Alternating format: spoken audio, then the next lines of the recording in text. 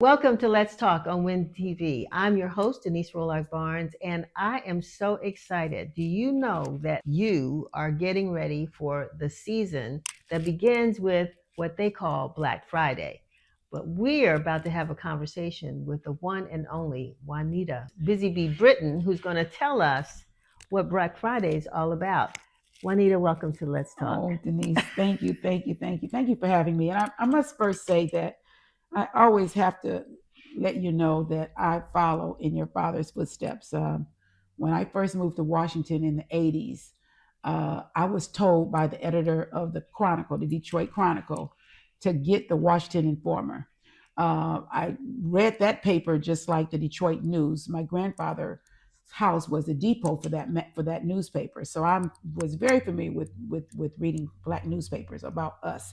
So I just want to say how much I appreciate that you follow in his footsteps, no matter how hard it may be, no matter how tough it is. That you yeah, I do know that you have hung strong, and I'm so proud and so privileged and honored to be here with you to talk about the shop till you drive. I was about to say, because I appreciate all that, but this is all about you. This is all about the holiday expo. I want to go back a little bit before we talk about Black Friday and this upcoming event. But tell us, Juanita, who is Juanita Britton? Well, I'm this gal from Detroit who sold peanuts with her grandfather at age 3. That's how I learned how to count.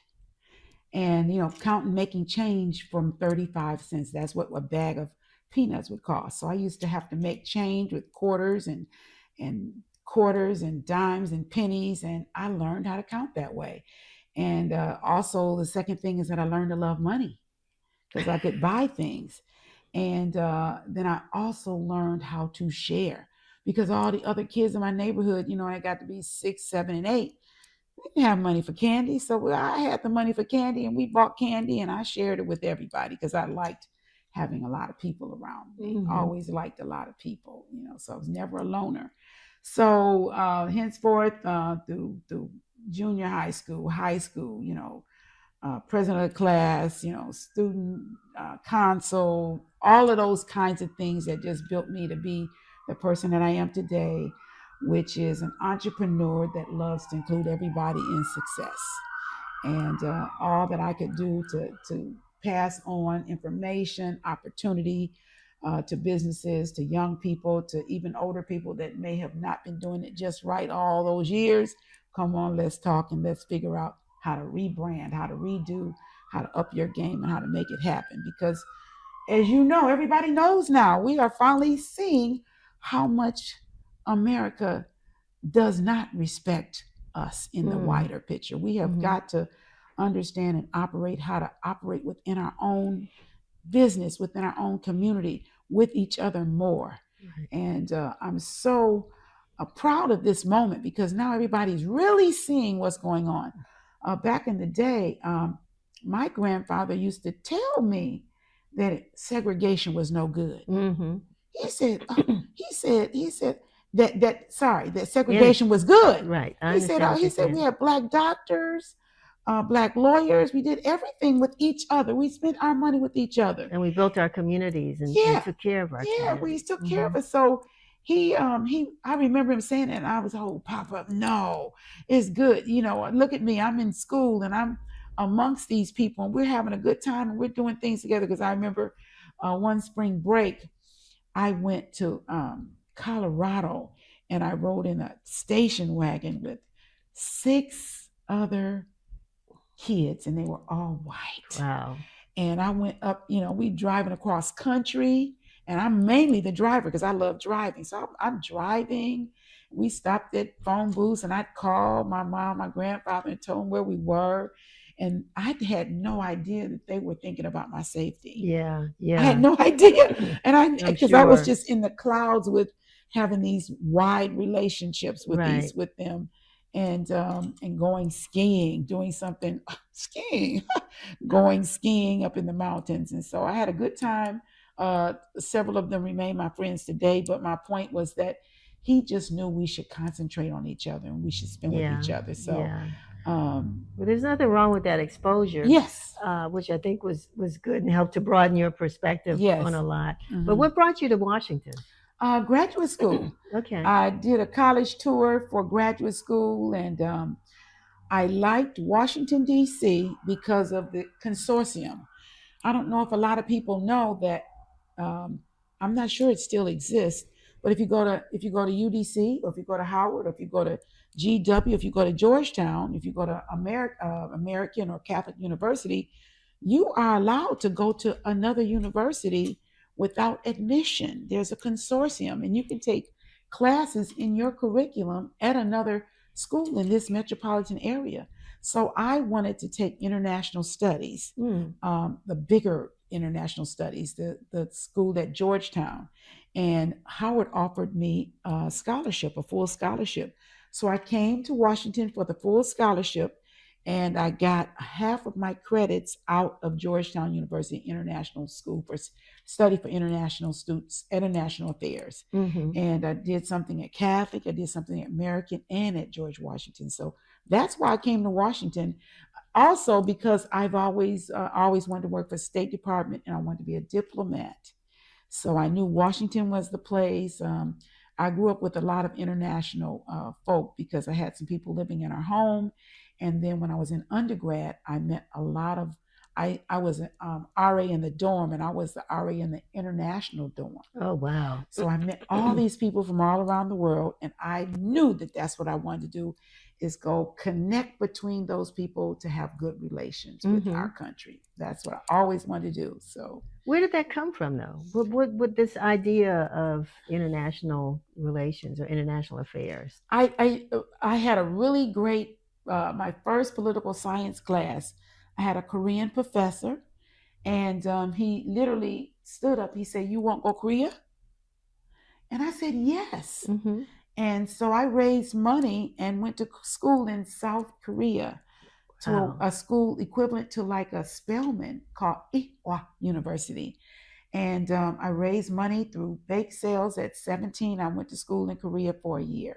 Wow. And believe it or not, his cousin was the president, Park Chung-hee. And I happened to be there. Anybody remembers, Park Chung-hee was quite controversial. And he had several attempts on his life, and one of them, they killed his wife. And I was there when that happened. So I got sent home in the middle of a semester, and then I went back after everything was over with. That's amazing. I mean, that you never know. I know. But we know that, because we know you, a lot of people know you, they know sort of the arts and the cultural and all the things that come with you, but not knowing where the source of that comes from. And so, I know that there's kind of a lot that happened between then and when you started the Holiday Expo. But what caused you to launch that initiative? Yes, well, on one of my international trips, I happened to end up on the same day in London. I went to Brixton in London, where a lot of Caribbean folk live, and oh my goodness, they have blue hair, locks, and unique clothes, and platform shoes, and big afros. And I was so impressed with the marketplace, and this is Black folks. And then the same day, I went to a place called Portobello Road. And it's this long, winding road where there's a Saturday affair. And there were artisans on the street. And you go down this road and you see artisans and shops. And then you dip in a building and it's a marketplace. And you come out of that marketplace and you get on the road and walk a little bit more up or down. And more artisans, what we call vendors, but I don't say that, but just everywhere. I said, "Oh, we got to do this, and I got to do this." So I came back, and I talked to. I'd already learned about Black shopping, and so I'd been shopping at with Bernard Gray, with Maya Gallery. I've been to Wonderful Things, yeah. And then I'd heard about all these wonderful artisans that were kind of mulling around Washington, D.C. So I talked to Lee and Andrea at Wonderful Things and Bernard and asked them, what about if we did something like this? And back in the day, I had gotten all these pictures developed from the camera, and I showed them the pictures of what I saw and how fabulous it was. And they said, yeah, we like that. And I said, the more people that come, the more people that tell each other, because I wasn't into marketing. I just am a natural marketer. I said, we could just have you all get, and then after it's over, you can have a lot of customers. That's what I said. After it's over, you have, I didn't know the word residual at the time. Right. I said, and after it's over, you have a lot of customers. And they were like, well, okay.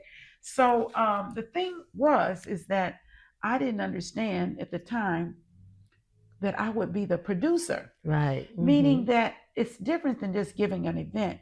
Being a producer means you have to pay for everything and make the event happen on your own. Well, I was very gainfully employed, always have been. So I didn't mind investing my own dollars to make it happen before people paid me. Because you got to stage the event before people pay you. You have to. So that's how I started BusyBee, staging it and saying, let me build this and they will come. You said, I want to go back to that too, BusyBee. How did you get that moniker? Where did that come from? I was a child, and my grandmother said that she said that I could have 2 or 3 PlayStations, and I would not let them clean up one because I was going to go back to it. And they say literally I would crawl on the floor and go back and not let them clean up another area, because it wasn't like I left junk. I was working on something. So she said, that's a BusyBee. And everything after that was a BusyBee. I used to have tea parties, and I have these little cards from when she printed up cards that said BusyBee Tea Party. I had tea parties every summer with the girls in the neighborhood. We had to get dressed and learn how to hold our fingers, and I had tea parties because I was the first grandchild in the family. And they did all those special little things with me, and a girl at that. And it's interesting because she was on something like the 8th line of the AKAs, and I did up at Howard, and I didn't get any of that AKA thing from her because she passed early. I didn't even know about HBCUs in Michigan. I only knew, we didn't know about that. Right. So she didn't get a chance to impart that on me at all. I even listened to choral music. I didn't hear gospel till I came to Washington, D.C. Wow. Wow. Even with Aretha and her daddy and all them folks there in Detroit? We didn't know. We were Lutheran and we listened to choral music. Oh, I see. Okay. All right. I'm just saying. Yeah. And then I wasn't a Motown fan. I like rock and roll. Okay. I like Rare Earth. So I was a different girl. I knew all the Temptation songs and all that, but I just like different music. And it's something, I don't know what it is, but I always like to do, if everybody's going right, I'm the one that's going to go left. I've just been that way forever. So not to make a big difference. I just like seeing something different. But the thing that's interesting about that is if everybody's going right and they see Juanita go left, they make a U-turn. Because I've seen, your holiday expos, it's like a family reunion. Everybody's there. Everybody comes at least one of those, 5 weeks, 5 days or throughout the month of December. So let's talk about that because, here we are. It's, we're coming up on the first day of the Holiday Expo on November the 28th. And all the, other folks are talking about Black Friday. Right? I mean, we've been talking about that for weeks. But what does that mean to you when you hear that term? What does it mean? How would you define it? Well, I have always thought Black Friday was about us. Even the word shop till you drop. I never heard it till I said it. I had never heard shop till you drop. I see it a lot. So for me, Black Friday means Black people. But for the larger community, it also should mean that let's put these businesses in the Black. And the larger corporate world uses Black Friday because the businesses, the big box stores, the big corporate stores, they get 20 to 30% of all of their earnings on one weekend in the year. And it's that day after Thanksgiving, that weekend. Mm-hmm. So they coined it Black Friday to put themselves in the black as they approach the holiday season so they can close the year out, not in the red, but in the black. And for those of y'all don't know, in the black just means in the green, meaning your money is good. You have made your money that you have not lost for the year. Mm-hmm. So they put a lion's share of their investments into holiday products and know that that is the time that disposable income is available and people are going to spend it. Well, that is so true. And how about let's spend it with each other? Mm-hmm. How about consciously spend money? You know, this is a very interesting year here in 2025. We're hearing a lot about a word with a B, and I don't want to say it. But when we talk about that word with the B, we're not talking about our businesses. We're talking about supporting our businesses Mm-hmm. and not supporting businesses that do not support our community. Correct. That's the Mm-hmm. biggest thing that's out there. Mm-hmm. So you might hear about people not shopping over this period of time, but they do not mean not shopping in your community. Right. We've Mm-hmm. got to shop and support the businesses in our community, and not the ones that aren't doing well, that don't have the right products. I don't mean anything like that. I mean respectable businesses that go out and very specifically know how to build their business and bring the attraction and have the things that we want. Right. And you know, that special gift that you want for your loved one, your kids, or those special things you want to get for yourself, or in fact perhaps the things that you want to redecorate your house with. I've got, you know, at this show there are 2 floors of shopping and over 85 independent businesses that I have selected to be in the show. I don't call one person to do the show. People approach us and then I select them to be there because some people may not have the product. Some people may not understand how to merchandise mix, meaning, okay, if you have to go to the wholesaler to buy some things, you've got to have a heck of a beautiful combination of products to be at my show, because we do not want a bunch of things that are over processed from China. Right. We're not having that. I was going to ask you about that. We're not having that. We're going to have things like this where a designer has designed this bag. You're going to have something like my dress. You're going to have glasses like this that come from a Black obstetrician. Mm-hmm. You're going to have boots like this that are made by people of color. Everything I have on comes from, now these came from Turkey, but it's a Black Turkish, sure, it's a Black guy. It's a Black guy that's in Turkey that designs his boots, and he gets his boots made in Turkey. Amazing. But it's a brother that designed these boots. Yeah, so this is all purposeful shopping, and it's not hard. Some people come and have been coming to this show for 35 years, specifically. So it's been 35 years at the Holiday Expo shop till you drop it. 189 shows. Whoa. And I conservatively have calculated, $8.3 million in consumer sales over 35 years, very conservatively. So this is not some little church bazaar vibe, although it's nothing wrong with a little old church vibe because it's at Shiloh Baptist Church, and they used to have a Christmas bazaar. In fact, that was how a lot of times we did shop at Christmas bazaars, and they were Black owned in a Black Baptist church, and on a given Sunday, they had the bazaar, and you get your cake, you get your wreaths, you get your angels. So this is an offset of that, or I'll say an upset to that. And so it's not a little old, it's big old, and it's 80 plus businesses, artists, designers, hairstylists. You know, we've got a couple people, got somebody there doing natural food. I mean, just A to Z, a ton of folk and people that come from all over the world. Every year, I sponsor someone from Africa I put them in a hotel for 6 weeks to be here. Wow. And I provide them with a free space. So give us the dates and the times. You said Shiloh Baptist Church. Yes. So this year with the economy and with the way that it feels to me, I've lessened the dates. Okay. So this year, 2025, we're doing the Black Friday and Saturday, November 28, 29. We're doing Saturday, December 6th. And the last show will be December 19th and 20th, which is a Friday and a Saturday. And those are the dates. 5 days to shop. November 28, 29, Black Friday and Saturday, December 6th, and then December 19th and 20th.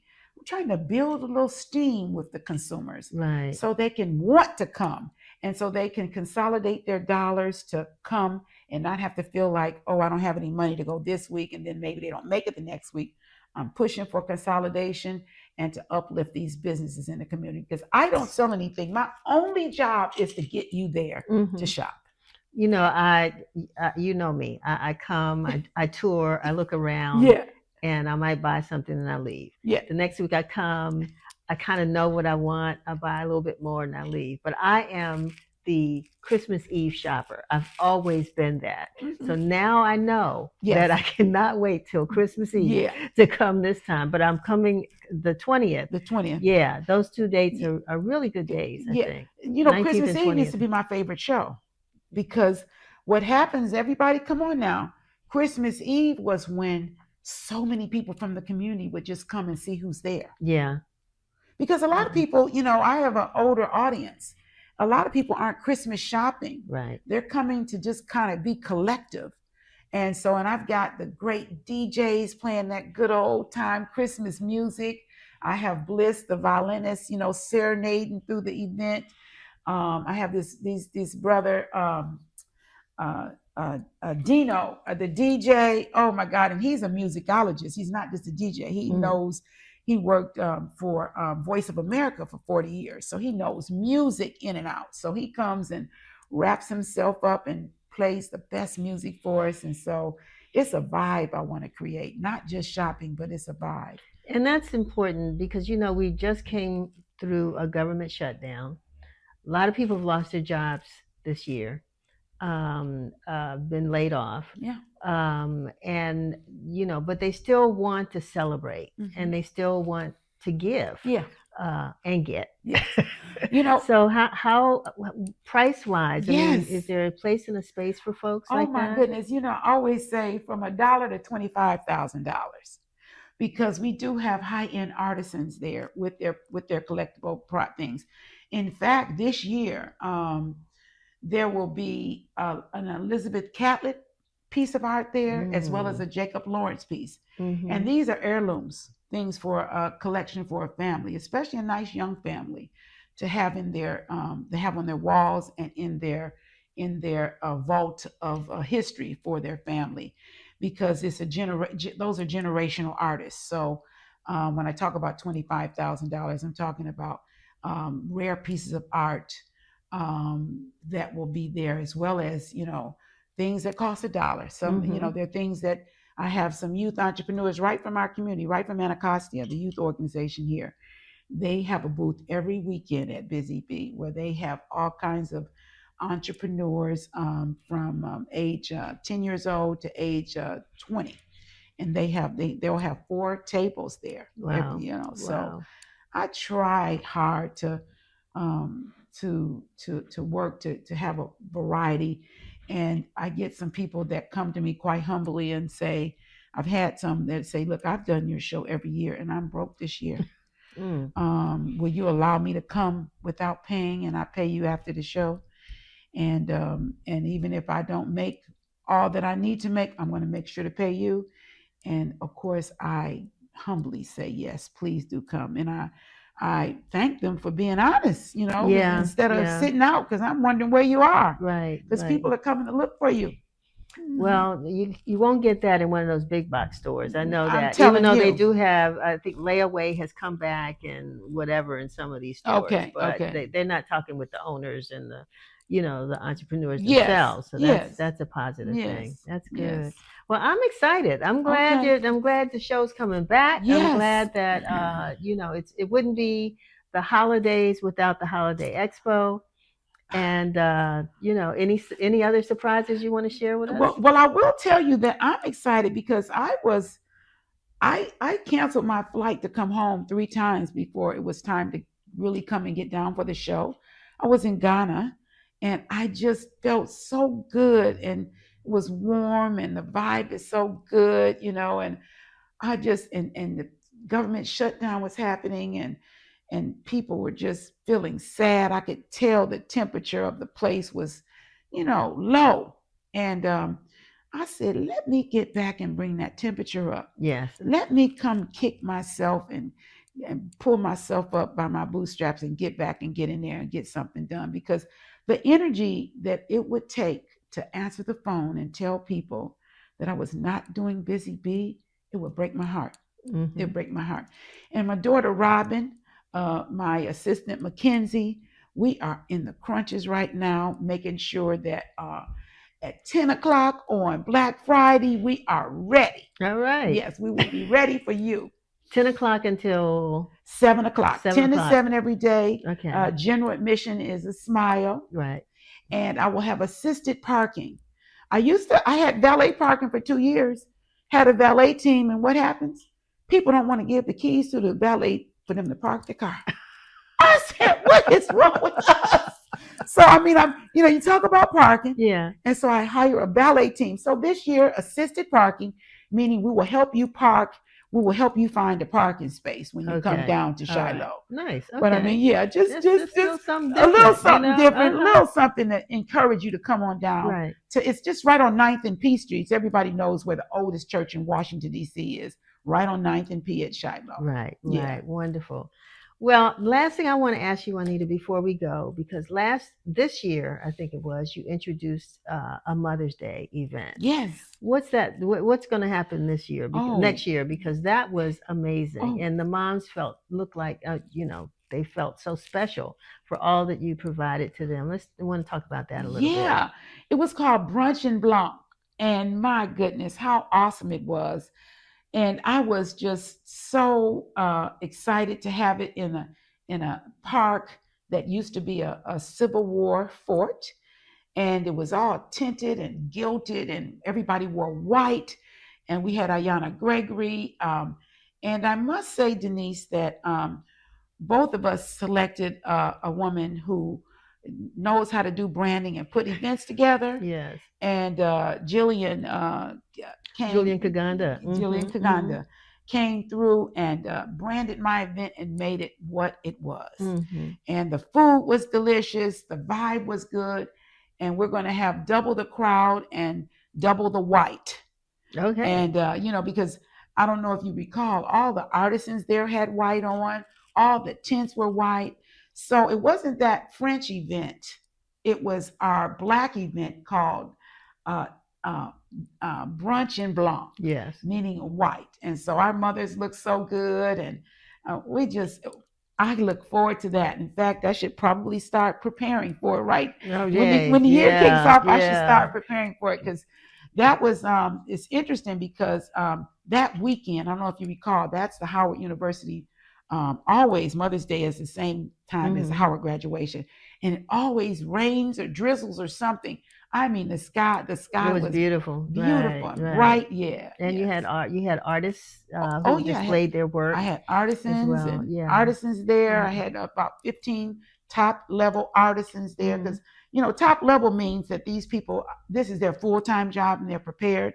They know how to look, act, and make a sale. So and they have the things you like, so all the things that are upscale that they make themselves. So I'm looking forward to having that again. Thank you for sharing that with everyone. Well, everything you put your finger on is always just amazing. So I wanted to remind folks about that. This year, we're going to, of course, do something special. We're going to I want to bring in some mothers that may not have a home. I don't want to say, I just want to bring in some mothers that are not living at their home. It's unhoused or whatever the unhoused, and bring them in and get them to go get some white clothes and come and join in right with. I had 10 there this last time. Okay. And they, of course, these sisters know you couldn't tell them from the Not next. At all. You couldn't tell them from the next. So I plan on really making sure, because some people bought tickets and said donate the tickets. Yeah. So okay. We're gonna maybe join together and have a nice effort to support mothers on that day. Count us in. Count Thank us you. in. Well, I want to thank you, Juanita BusyBee Britton, for coming all the way from Ghana just to be with me. Exactly. Really. Really. You all don't know, really. I tell people really quickly. So in Ghana, when you have a house, you have a driver, you have a housekeeper, and you have somebody that cooks. And so that might seem like a bit much, but what you're doing is employing people so they can take care of their families. Right. And everything is so affordable that way. And, I can get in the car and drive somewhere, but, it's different. It's like New York on steroids driving in Ghana. So you get a driver to drive you around and get where you got to go. You get somebody because your house is so nice. I got to check it out. Your house be so nice that you want to have someone to take care of it properly. Right. And then you have guests all the time, so you don't want to do all that cooking. Yeah. You get somebody that knows how to make some good jollof to serve your guests. That's right. And when you pay them, you are taking care of their family as well. Nice. So that's my modus operandi for all those kinds of things. It's not about me, it's about a whole family. Right. Wonderful. Well, family, Yeah. Washington family, anybody that's watching, you know that you are part of the Holiday Expo, the Juanita BusyBee Britton family. The doors are open. They're going to open on November 28th in the morning at 10 o'clock. Go in. She'll be there. She'll be looking for you. And tell them you saw this on Let's Talk. I want to thank you very much for being with us. I'll give them $25 if they do that. Oh, did you hear that? $25 in BZB dollars. If you come to me and say, I saw you on with Denise. $25 to you. Oh, okay, y'all. Y'all got to go. All right. On Black Friday morning. 10 to 12, like that 2-hour window. Yeah, okay. If you come during that 2-hour window, you got $25 to shop till you drop. All right. So share with a friend. Y'all just come on out. The main thing is just come on out and shop till you drop. Again, this is Denise Rolark Barnes. Thank you for joining us for this segment of Let's Talk. Thank you, Juanita, for being here with us. And we will see you next week. Yeah. Where do you come to get all your news? You already know it is Washington Informer. Hello, everyone. It is Micha Green, managing editor here at the Washington Informer. And I'm so happy to be with you this day as we talk to Mignon Pinson and Maya Pinson, the fabulous mother-daughter duo behind LoJai Productions. I am really excited to hear what they have cooking. And can I just say it is really, really landmark in that it is a triple genre premiere coming right here to the DMV. So I want to hear about that and everything that LoJai has coming up. So without further ado, Mignon, Maya J, hello. Hi, how are you? Hi, how are you? Is the better question. We're now in the holiday seasons. Maya, are you home from college right now? Just got home yesterday. Awesome. Well, welcome back. So I have to tell everybody, this is a bit of a reunion for us. I talked to Maya, I think now 8 years ago. Is that right? And, I should say you've always been such the creative. And so it's wonderful to still see you grinding and creating and really paving paths as a young artist. And so congratulations. But Maya, Mignon, tell us a little bit about what you all have been up to with LoJai Productions and a little bit for the folks that don't know about it, what LoJai Productions is. So we are LoJai Productions. And we are a mother-daughter duo film production company that is based and operates out of the DMV area. And since we last spoke, we've made over 20 films, 20 projects. And recently over the summer, we shot 3 films back to back. And November 29th, next week, in 9 days, we are going to have the very first, it's a monumental event, but the very first premiere that's showing 3 different movies, 3 different genres in one location and one premiere screening. So everybody should come out to that. It's a monumental event, 3 different movies. And you're there for under 2 hours, so it's not like you're there all day, and you're going to wish you were there all day because the movies are so good. Yes. Congratulations. Yeah, Mignon, add to that, please. Yeah, like Maya said, this summer we really put our heads together, and we wanted to create stories that people can relate to and enjoy, So we have so far over 600 people who have purchased tickets and who are hopefully going to come. We have some people who just support and purchase tickets, but it's going to be a phenomenal event. The three movies that we did, the comedy is called Broke Down and Bougie. The faith-based one is Unclaimed Seat, and the thriller one, the drama, is called Frame of Evidence. And each of those movies have already been selected into multiple film festivals. Broke Down a Bougie Comedy has won 3 awards already. So we're very excited to do this because we are the first, I believe, in the United States that's actually premiering 3 different genres. It's been done before over and over at film festivals, but as far as their film production company, we are pretty much, we believe, the first one in the United States and or definitely in the DMV area to be bold enough to do that. That is amazing. Like you said, bold, fierce, fearless, and really such a gift in this time. And so thank you for sharing that. Take us back before we get into November 29th, how you all are able to collaborate and split your creative leadership with LoJai Productions. Well, it works pretty well. I know not everybody can say that they love or would love to work with their mom, but I do personally. And I do too. We do a really good job at separating the mother-daughter title from producer-director title.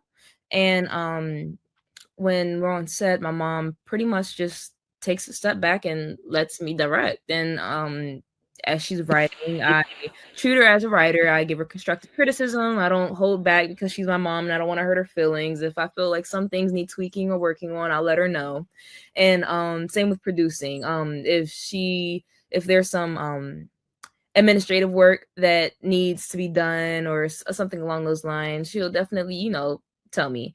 But I will say naturally, because she is my mom, I definitely not listen more, but I think I take more heed to what she says. I think what any type of advice or opinions that she gives me, I definitely hold it closer to my heart. But she doesn't overstep, she's not controlling, and she really lets me do my own thing and direct, because eventually I might start directing either like other people's projects, and whereas she's not writing it, and maybe one day she might take a step back from the company and I'm going to have to, know how to keep things afloat by myself. So she definitely allows me and gives me the space to do so on my own. So I really appreciate that.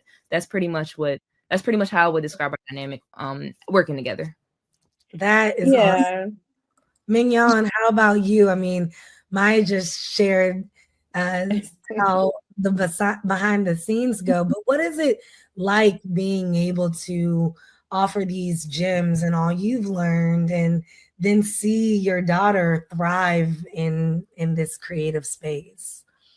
So I've been connected into the entertainment industry for over 38 years. I started as an actress way back when. I'm a SAG member, and when I had my first daughter, Maya has an older sister, but when I had my first daughter, we put her in the business. So she worked with Will Smith, Chris Rock, Taraji Henson, just a whole bunch of stars doing her thing. And I decided that wasn't for me. I'm more of a behind the scene person. And then when Maya came about 14 years later, she's 14, there's a 14-year difference between the two young ladies, sisters, the daughters. And when she wanted to become an actress, Maya has always has favor. Like whatever she did, Maya just was just blessed enough to excel. When she was 4 years old, she just started drawing and she drew the whole characters of SpongeBob to a T. I mean, and she's won contests, she's won savings bonds, and her work has been published at 5 years old and 6 years old. Then she got into sports. But anyway, just seeing how Maya developed, and Maya has always, in my opinion, she's a quick study. She's a very quick study. She's so gifted. Maya, we all love cooking, but Maya is that one who can find some recipe on Instagram, go to the store, buy the ingredients, and have it look exactly just like what she just saw. So she's gifted and she's a quick study. But when we're working, like Maya said, it's no longer mother and daughter, even though she still addresses me as mom. But we respect each other's lanes. And I'm that person. If you are collaborating and working with anybody, once you place them or allow them to be in that lane, we need to let them stay in that lane, because that's the only way they're going to learn and grow. And just like myself, Maya does very well with directing and has a good eye for directing. We both write, direct, and produce. So when she's away in college, if we do a short film or a feature film, I direct the movies. But when she's home, she directs it, because it's important for her, since this is the lane that she really wants to be in. What better movie platform to experiment with but then yours? Because when she does get out there and get on somebody else's platform, she can take what she's learned to apply it with those platforms. And the same thing like myself. But we definitely, there are a few times we may see things from a different lens, right? So we step to the side, we'll negotiate. If it's something dealing with producing, or if I see something with directing, I don't overstep my boundaries and call her out, and on my lane. She doesn't do, we negotiate, and and we trust each other's judgment, and it's been working so well. We have a phenomenal relationship. I love working with her, and it's not just Maya, we're a family business. My husband is involved as well. I love that. What an inspiration, truly. And so, Maya said, since we last talked, you all have done more than 20 projects. Yeah. But I know My Private Line to God has reached millions of viewers. Millions of people. Congratulations again. Thank you. Yeah. Tell me a little bit about how My Private Line to God influenced these 3 films: Frame of Evidence, Broke Down and Bougie, and Unclaimed Seed, or even your approach to it after the success of it. For me, I'm not going to say My Private Line of God influence. These 3 movies had an influence from My Private Line of God, because they're very different. And we have written other movies leading up to that. We love writing and producing. So it's just, we go from one movie to the next, to the next, to the next, if that makes sense. Yes. My Private Line of God has opened the doors on many platforms for us. But for me, I don't think it really influenced it, because that was a feature film. And the storyline was different. But these 3 are 3 short films, and we do a lot of short films. And I thank God that we've done films leading up to My Private Line of God. So now that we're taking a break and just doing some short ones, for me, in my head, it's like just staying in our lane, doing what we love to do, and following our niche, for me. But Maya, you may have a different answer.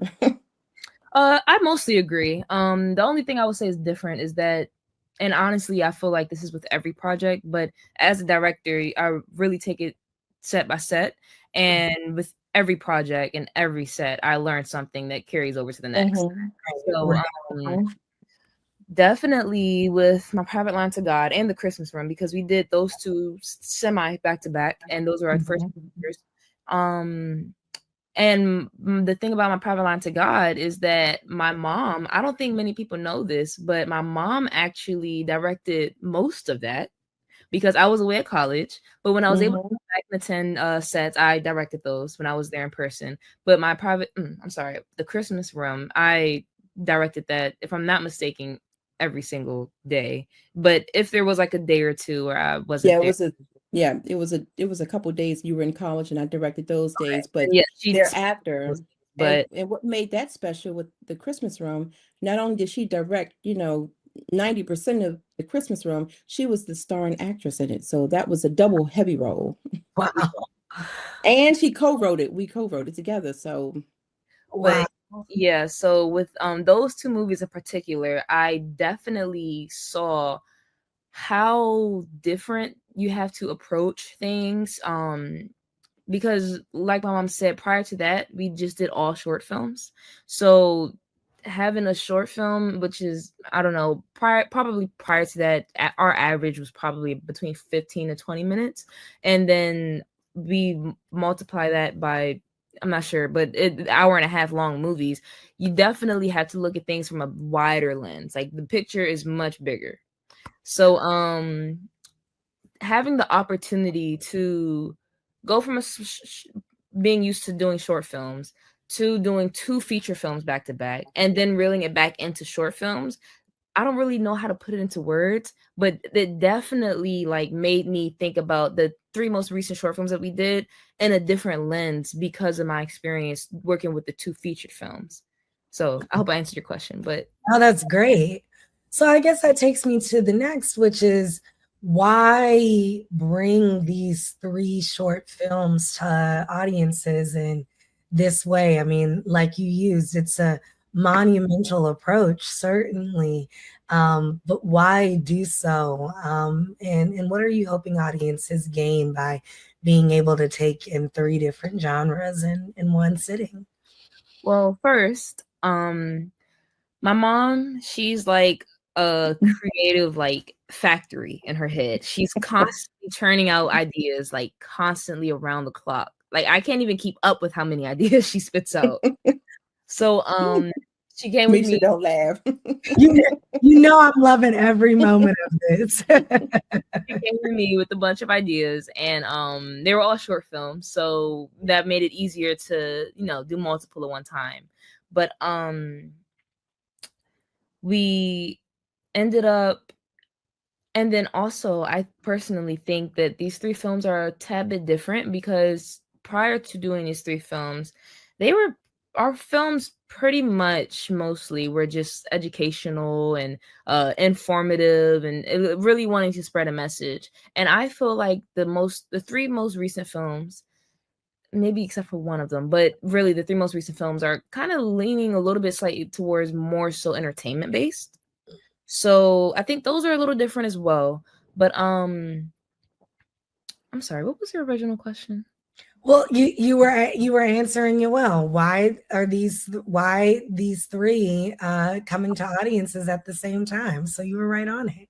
Yeah, so I was home for the summer and had a lot of time, and I love working on projects whenever I get the chance to at home, because when I'm at school I'm focused on school and school projects, but when I'm at home I get to hone and work on my own craft and elevate my own business. So I was home for the summer. We were able to knock out three short films, and I believe my mom looked it up and she said she looked up to see if there was any other times where somebody has premiered three different movies at the same movie premiere screening, and there weren't. So it was a wonderful, excellent opportunity for us to take to be the first to do so, because we love being original.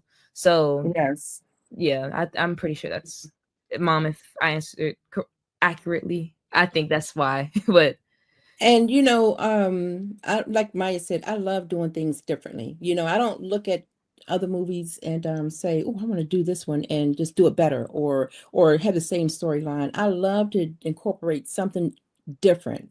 Number one, but number two, like Maya said, having these three movies shown at the same time, because they were short films and I didn't want to have people to have to pay for three different premieres. We wanted to be able to offer something for everyone.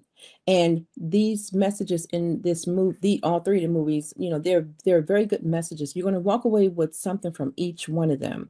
Um, and so that was one of the reasons why we wanted to have the three movies shown. So we have the faith-based, the comedy, and the drama thriller. But so that if you don't like comedy, you may like the faith-based. Don't like faith-based, you may like the thriller.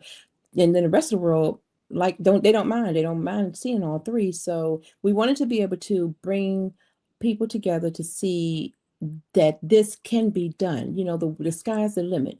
Just figure out a way, any kind of way, to do something different, or If you want to do what somebody else is doing, just make it happen. Anything can happen. And and in this day and time, we did not need Hollywood's permission to do this. We didn't need the mayor of PG County to do this or DC to do this. But so, therefore, if you don't need anybody's permission, and if you do need somebody else's permission, seek it. Just do it. Just do what you love doing. And we had never done it before. So I knew that was going to be kind of risky, but we have, over almost 600 people who actually purchased tickets. So it's going to be a nice event. And I think people are going to really love it because some of the movies are already won film festivals and they're not even out yet. Wow. Like the Broke Down and Bougie. This one is this cast, and I do casting as well. We do casting as well. So we run our own production company. If someone wants to make a movie, if you have the idea in your head but don't know what to do, when to do it, how to do it, call on us, LoJai Productions. We will be more than happy, and we are doers. So if you have an idea and don't call us if you don't want it done. If you want it done, call us. We're going to make it happen. You're going to be walking away with a movie. Awesome. And we'll make sure we include all your contact information for the folks to see. But before we head out, how can folks get tickets? Is it still time to get tickets? I know that you said more than 600 people are already headed that way. Oh, yep. And there's your info right at the bottom of the screen. Well, the tickets can be purchased. I forgot to give that to you. If they want tickets, they can visit www.instantseats, there it is, instantseats.com, and then put in LoJai Productions to search LoJai Productions or one of the three names, and it's going to take you straight to the page, and they can purchase the tickets. We only have a few left, though. That's a good problem to have. So if you're watching this, y'all, don't miss out. Get the few tickets that are left. A few tickets left. Go ahead and get them. Oh, this has been awesome. As we are in this season of gratitude, just leave us with something that you all are thankful for in undertaking this, as you said, Maya, wonderful word, monumental opportunity on November 29th. So I'm number one, I'm grateful. We give God all the glory, with all of our projects that I'm writing, thinking of, and we're doing, and definitely when we're on a set, we're always praying and giving God and asking God to be a part of it. Assign his angels to be with us. Those are my prayers, because anything can happen at any moment of the time. And number one, we're also grateful for people like yourself, Micha. If it's hard getting actors and family members to promote. They'll promote here or there, but people like yourself, if you're in a position to help someone get their stories out there, because independent artists, we always need extra help to help spread the words to your platforms. So we're very grateful for that. And I'm very grateful for, God allowing me to have the daughters that I do have that I'm close with. And I know I have people, friends that says I love my children, but I can't stand them. I've never thought of that, So Maya, I thank you. I'm grateful for you and my husband, and just we are a good team. So, and then I'm also grateful for the actors who always want to return and work with us. They tell us all the time, you don't have to pay us, just let me be in y'all's movie, because we chase quality, we generate quality. And so in the messages, so those are things that I'm very grateful for. And my mom and everybody. Yeah, I'm grateful for God blessing me with the skill set that I have, and just the support group that I have, in terms of like my parents, family members, supporters, actors, everybody. Like I really think that without them, I wouldn't have the courage, I wouldn't have the resources, obviously. I wouldn't be able to be here having this interview with you about this if they weren't here and God didn't bless me with all of them. So I really am thankful for all of that. Well, I am super thankful to God for this amazing mother-daughter duo that Thank you. Mignon Pinson and Maya J. Pinson. You all are just such lights to Thank the you. world. And we thank you for sharing your artistry and talents and gifts with us for so many years. And Maya, you done made me feel old, but I just again am thankful to see a young person fearlessly pursue their passions in such a way. And so you continue, both of you, to be an inspiration for many. Thank you. Thank Yeah. you. Yes, yes, yes. And uplifting Black storytelling. That's what we're about Yes. here at the Washington Informer, right? Yes. We're always thankful for that.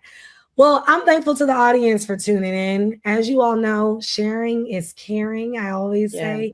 And particularly in this season of giving, why don't you do your village the favor and gift of sharing this stream and letting them know not only about November 29th, but also the amazing things that LoJai Productions has coming to the world. Thank you.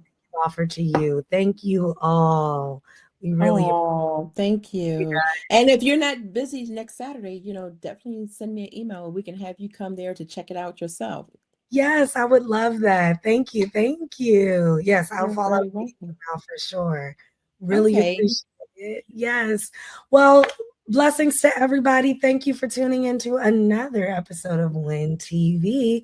We appreciate you and happy holidays. Thank you. Where do you